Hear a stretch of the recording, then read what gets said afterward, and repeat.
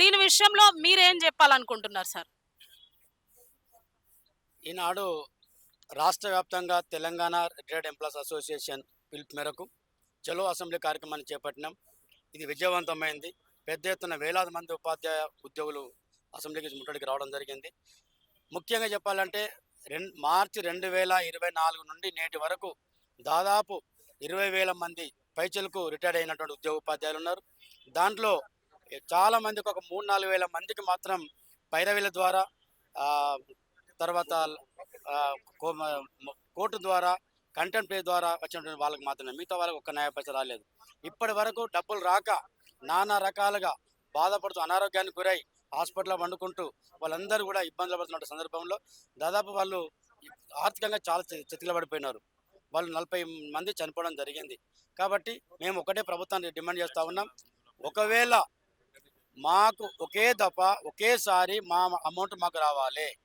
అట్లా వచ్చినట్టయితేనే మా యొక్క ఉపాధ్యాయులు 40 మంది ఇప్పుడు చనిపోయారు కాబట్టి ఇక చనిపోకుండా ఉంటారు. ఎందుకు కాంగ్రెస్ మేనిఫెస్టోలో పెట్టినటువంటి పేజ్ నెంబర్ 26 లోపల మీరు ఏమని చెప్పిర్రు, అవి ఒక్కటి కూడా ఇంతవరకు అమలు పరచలేదు. అవి అమలు పరచమని డిమాండ్ చేస్తూ ఉన్నాం.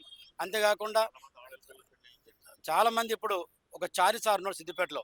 ఆ చారి సారు లోన్ తీసుకుంటే అతనికి ఈఎంఐ కట్టలేక బ్యాంకు వాళ్ళు ప్లస్ పోలీసు వాళ్ళు వచ్చి లాకేసుకొని తాళం వేసుకొని పోయారు. అతని బదారణ పడ్డాడు.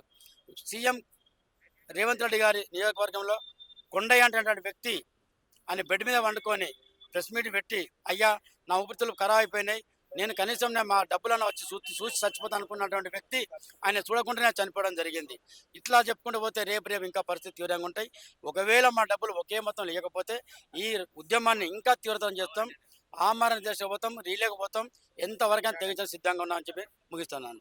సో, ఇప్పుడు మీరు అసెంబ్లీ ముట్టడి కార్యక్రమం జేసిర్రు గదా సార్! వాళ్ళు ఇప్పటికి గూడా స్పందించకపోతే, అంటే ఇంతకంటే ముందు మీరు చాలా ధర్నాలు జేయడం జరిగింది. నిరసనయుక్తంగా గూడా చేసిర్రు. శాంతియుత ర్యాలీలు జేసిర్రు. ఇప్పుడు గూడా ఇప్పుడు గూడా ఆహ్, మీరు ఈ అసెంబ్లీ ముట్టడి కార్యక్రమం చేసిన తర్వాత గూడా వాళ్ళు స్పందించకపోతే మీరేం జేయాలనుకుంటున్నారు?